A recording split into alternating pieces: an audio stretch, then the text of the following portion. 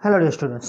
Today I am going to continue chapter 7 of Elements of Accountancy Standard 11 Commerce, session number 2 of cash book and its types. I already completed and gave the information of the cash book introductory part with the two types of the business transactions, cash and credit transaction. One example also discussed yesterday related to the credit transaction. It will become cash transaction in future also. And then after I gave the meaning of the cash book. It's nothing. It's a subsidiary book prepared to keep prepared to keep record of cash transaction, and we can say it is cash book. So we discuss these things. And I gave the information of that one. Let's start. The utility and or importance of the cash book. ये क्यों जरूरी है cash book? किसके लिए ये बहुत ज़रूरी है? किसके लिए इसको ज़्यादा से ज़्यादा हमें यूज़ करवाना चाहिए? Let's see. First one, saving of time and labor. When you will prepare this type of the cash book, it will save the time and labor. How? Cash transactions are directly recorded in cash book without recording in journal. Therefore, separate cash account is not needed. So you know how to prepare the account. Account has two sides, debit and credit. तो अगर ये हम बनाते हैं तो हमको general entry लिखनी ही नहीं पड़ेगी. तो लिखनी नहीं पड़ेगी तो आपको बीइंग भी नहीं लिखना पड़ेगा. Right, that's a good thing. तो आपके लिए तो अच्छा हो गया, लेकिन बिजनेस के लिए ये ज़्यादा अच्छा है. प्रैक्टिकली आप देखने चाहो, आप तो एक एज अ स्टूडेंट सब सोचते हो, लेकिन प्रैक्टिकली जो भी काम करने वाले लोग हैं अकाउंट में, उन्हें जनरल एंट्री में ज़्यादा से ज़्यादा टाइम लगता है. तो they are not writing out the general entries, they are directly giving this entries in this type of the subsidiary books. वो डायरेक्टली कैश बुक में एंट्री डाल देते. सो रिकॉर्डिंग जो होता है वो सीधा कैश बुक में हो जाता है, और कैश बुक में रिकॉर्डिंग होगा तो it's will provide the facility also of cash account. तो वहाँ आपको कैश अकाउंट बनाने की ज़रूरत नहीं है. कैसे नहीं है वो हम जब 9 चैप्टर 10 चैप्टर देखेंगे तब देखेंगे कि कैश अकाउंट कैसे बनेगा. तब आपको मालूम पड़ेगा कि ये काम हमारा 50% कम हो गया. So therefore cash book serves the purpose of both a journal and a ledger. It saves the time and labour. तो अगर क्वेश्चन आए आपके दिमाग में कि how the particular time and labour is saved by the cash book, तो it serves the particular purpose of both journal and ledger. ये दोनों की जो भी आपका पर्पस है वो पूरा करता है. तो cash book is very important. Next one, second one, benefit of division of labour. काम को आप डिवाइड कर दो. कैसे? Cash book is maintain separately from the journal. Therefore responsibility of preparing it can be definitely allotted to the different person, and the benefit of division of labour can be obtain. तो आप किसी और को कोई और काम दो. अगर जर्नल एंट्री लिखनी है तो एक ही बंदा लिखेगा. आज जर्नल एंट्री मैंने लिखी, राइट, कल आपने लिखी, कल तीसरे ने लिखी, कल उसके बाद चौथे ने. तो that is not good. Journal entry ऐसी चीज़ है कोई भी लिख सकता है, लेकिन हर रोज़ अलग अलग पर्सन को शायद आप लिखवाओगे तो प्रॉब्लम हो सकता है. उसको ही मालूम है कि पास्ट ट्रांजेक्शन्स क्या थे.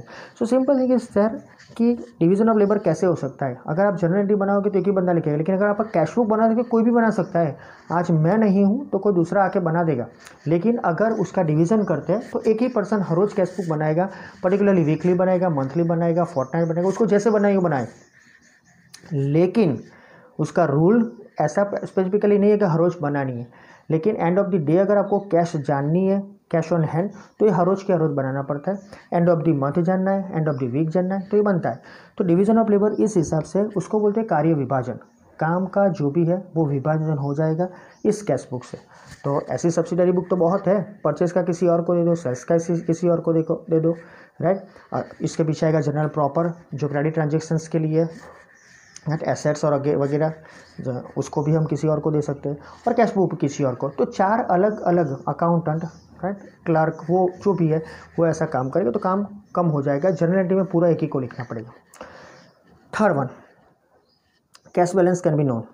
Cash balance can be known daily और at the end of the given period by maintaining the cash book. अगर आप कैश बुक मेंटेन करते you will easily know the balance. ये जर्नल में नहीं मिलेगा.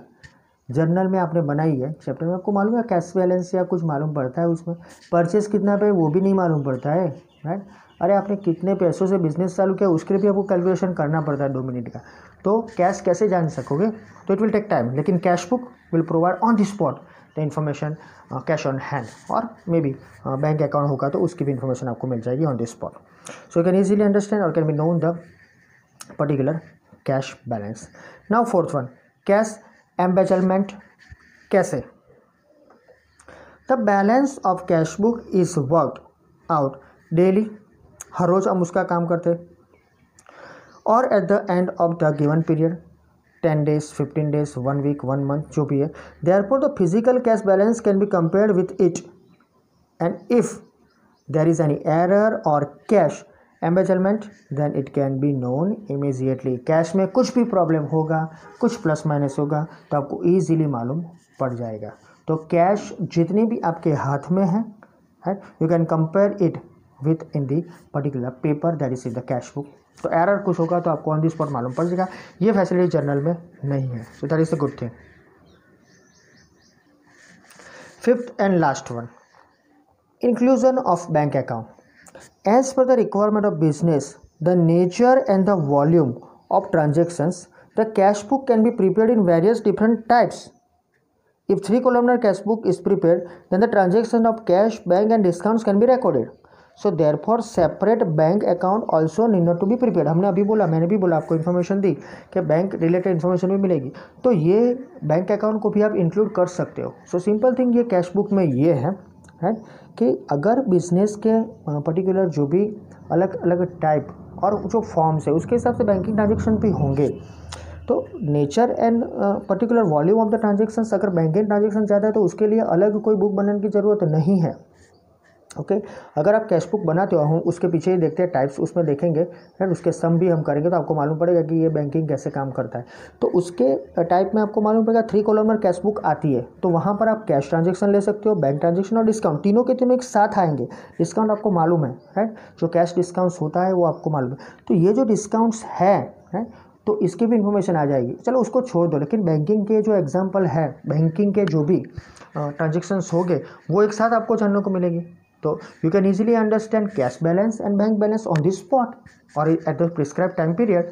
सो सेपरेट बैंक अकाउंट जो है आपके लिए, राइट, वो आपको बनाने की ज़रूरत नहीं है, वो यहाँ आ जाता है. So these are the some of the important points that is utility और importance of the cash book. इसको हमें पकड़ के चलना है. Keep in mind this thing. Now let's move to next point, types of cash book. Cash book के कौन कौन से टाइप हैं? Mostly keep in mind there are 3 types of the cash book. According to the necessity of any business or profession, cash book can be prepared, right. तो अपने हिसाब से जो भी सिस्टम चलती है बिजनेस की, उसके हिसाब से, बिजनेस और प्रोफेशन के हिसाब से वो अपना कैश बुक रखेंगे, right. Some of the information following, these are the following are the 3 types of the cash book. पहला वाला है सिंपल कैश बुक, दूसरा आएगा 2-columnar कैश बुक, यानी 2 कॉलम वाला कैश बुक है, और उसके भी 3 टाइप है, cash and discount columnar, cash and bank columnar, bank and discount columnar, right. तीसरा है 3-columnar cash book combo, cash discount and bank columnar cash book. तो once again I just want to give the information that there are 3 types of the cash book. Simple cash book ये वाला, 2-columnar cash book and 3-columnar cash book, right. 2-columnar यानी उनके पीछे आपको 2 column बनाने पड़ेंगे. Easy है, right, ये सब ईजी है, सिर्फ थोड़ा फॉर्मेट थ्रो करने में टाइम जाएगा, लेकिन as a part of accountancy वो नेसेसिटी है और उसको हमें एक्सेप्ट करना ही पड़ेगा. और उसके भी 3 टाइप है, कैश डिस्काउंट रख सकते हो, कैश और बैंक कॉलम रख सकते हो, या बैंक और डिस्काउंट, राइट. मोस्टली जो चलता है वो 3-columnar चलता है, क्योंकि तीनों के तीनों एक साथ आ जाते हैं. हमारे सिलेबस में सभी है, तो 1 by 1 I will give the information of that one. Let's start with the first one, simple cash book. कैसे काम करता है सिंपल कैश बुक? नाम से ही मालूम पड़ता है, एकदम सिंपल.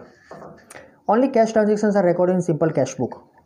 यहाँ पर आपको सिर्फ कैश ट्रांजेक्शन रिकॉर्ड करने और कुछ नहीं.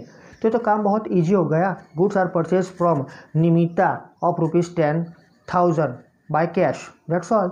तो आपको यहाँ उसको कंपल्सरी रिकॉर्ड करना है. Goods of ₹10,000 purchase from Hrithik, right, ये क्रेडिट ट्रांजेक्शन है, नहीं करना है, आपको मालूम पड़ जाएगा. तो यहाँ पर तो सिर्फ आपको कैश ट्रांजेक्शन ही रिकॉर्ड करने हैं. So cash receipts and cash payments are recorded in simple cash book. तो यहाँ आपको हमने कल भी देखा था जब शुरुआत की तब, कि यहाँ पर रिसिट्स और पेमेंट के ही ट्रांजेक्शन आएंगे कैश बुक में, है.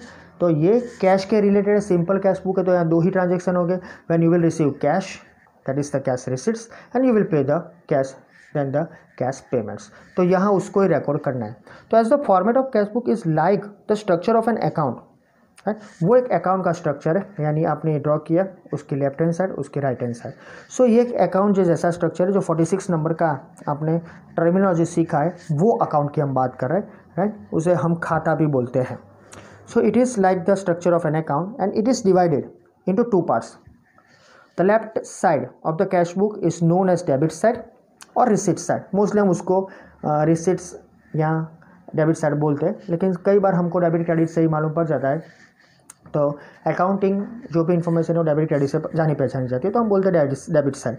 एंड द राइट साइड, जो राइट साइड है हमारी, ये राइट साइड आएगी, ये लेफ्ट साइड आएगी। तो लेफ्ट साइड को हम बोलेंगे, इसको हम बोलेंगे डेबिट साइड, और राइट साइड को वो हम बोलेंगे क्रेडिट साइड। याद रखना, right side of the cash book is known as the credit side और पेमेंट साइड। तो keep in mind, debit side receipt side that is the left side, और right side that is credit side of payment. तो receipt payment debit credit left right, that is the main thing.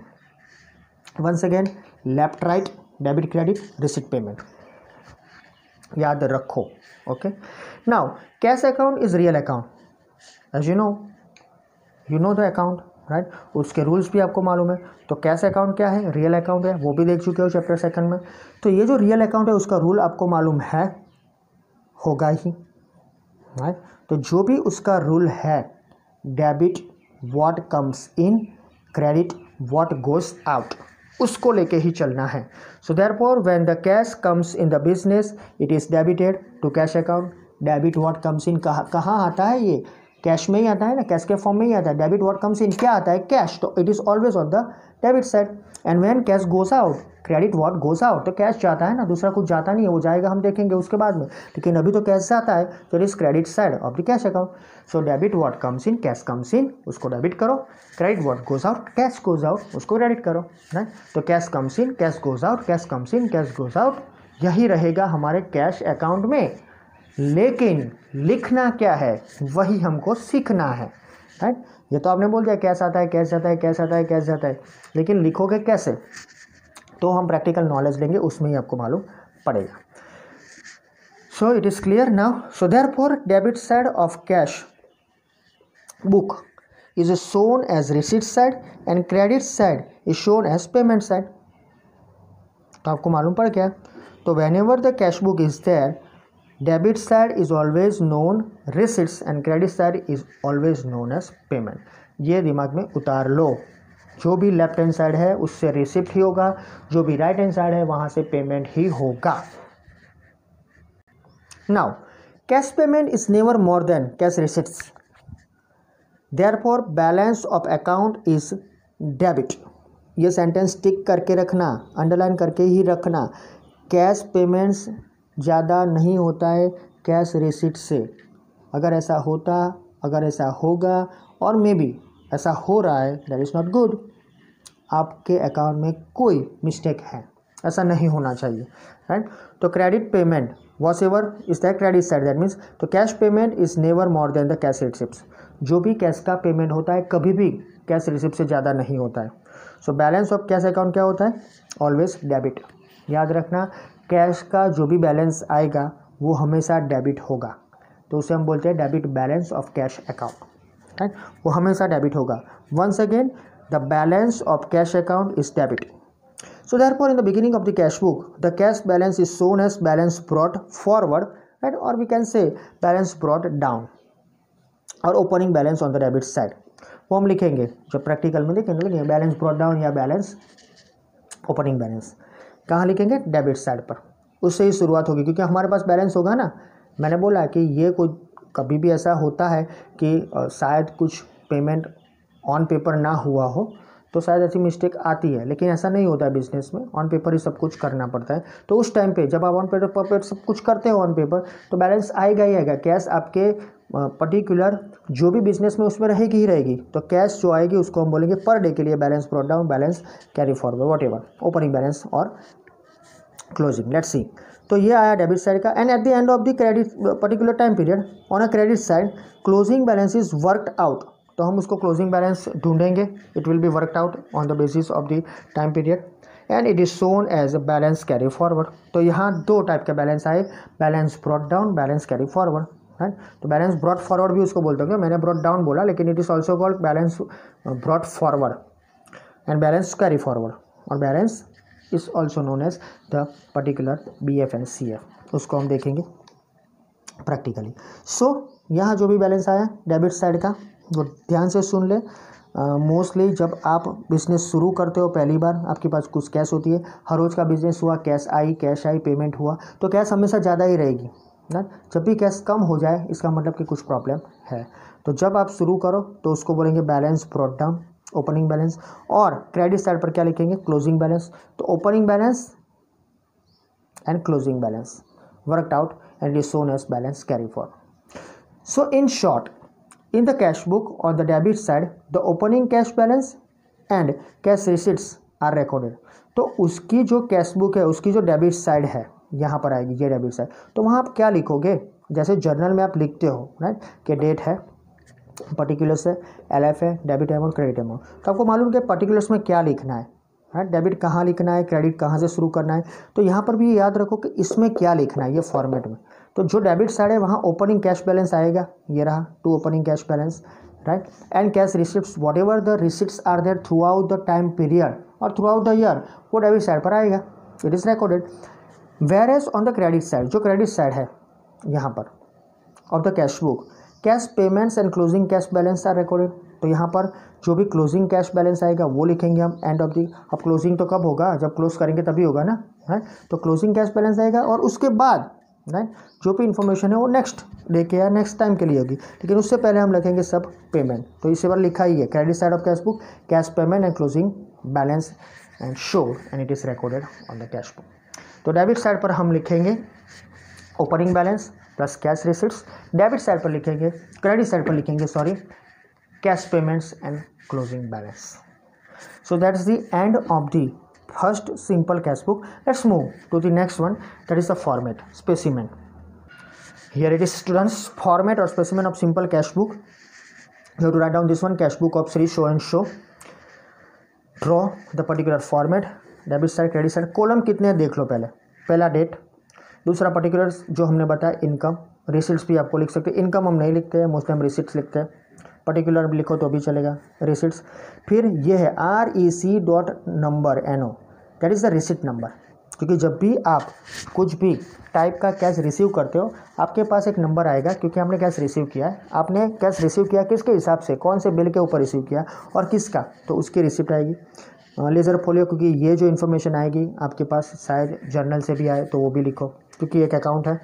Amount जो भी होगी हो, उसके बाद ये left hand side की देख सकते हो, ये लेफ्ट हैंड साइड है यहाँ तक। अब right hand side same date particular, right, यहाँ पर देख लो पेमेंट है, तो you can write down particular और पेमेंट। यहाँ पर क्या था पर्टिकुलर इनकम, इनकम हम नहीं लिखते, हम मोस्टली रिसिप्ट लिखते हैं, राइट। यहाँ पेमेंट, तो रिसिप्ट पेमेंट या particular. Wow, that is voucher number, VOU, right, voucher number. जो भी आप पेमेंट करोगे तो उसका पेमेंट करते हो तो कुछ ना कुछ रिसिप्ट्स मिलेगी आपको, तो उसके हिसाब से जो वाउचर हो गया, इन शॉर्ट ये बिल नंबर्स है। LF नंबर अगर आप लेजर फोलियो का यूज़ करते हो, और लास्ट में amount rupees, don't forget to write down the rupees symbol. So that is that, पूरे ईयर में जो भी और पूरे जो भी टाइम पीरियड उसमें जो भी रिसिप्ट्स हुआ हो और उसके बाद जो भी पेमेंट हुआ हो, तो यहाँ पर ये सब यहाँ पर लिखा होंगे अमाउंट, ये रिसिप्ट का अमाउंट यहाँ लगेगा, इस सब का टोटल लगेगा यहाँ पर, और इस टोटल में से ये पेमेंट का टोटल माइनस होगा, और what ever you will gate, यहाँ पर आपको जो मिलेगा वो आपका होगा क्लोजिंग बैलेंस। तो यहाँ है to opening balance, balance brought down या ब्रॉट फॉरवर्ड, यहाँ पर आया by closing balance, balance carry forward, right. So that's the thing, okay. तो इस डेबिट में से, ये रिसिप्ट्स में से पेमेंट माइनस करो, you will get the closing balance. ये क्लोजिंग बैलेंस आएगा नेक्स्ट टाइम पर के लिए ओपनिंग बैलेंस, राइट। तो ये सब इन्फॉर्मेशन हम नेक्स्ट टाइम पर फिर से देखेंगे, ये आपको शॉर्ट में मैंने समझा दिया। Thank you very much for today. Also keep in mind the particular different format, सभी में यही फॉर्मेट रहेगा। कॉलमनर 2 आएगी तो एक कॉलम बढ़ेगा, 3 आएगी तो एक ऑल कॉलम बढ़ेगा, अमाउंट का कॉलम बढ़ता जाएगा, बाकी सब कुछ सेम रहेगा। तो बारी बारी ये रिपीट नहीं होगा, जो भी 1 columnar, 2 columnar, 3 columnar, right. Simple cash book है, 2 कॉलमनर है, 3 कॉलम है, सब में एक एक कॉलम बढ़ेगा, ये इन्फॉर्मेशन सेम रहेगी। Thank you.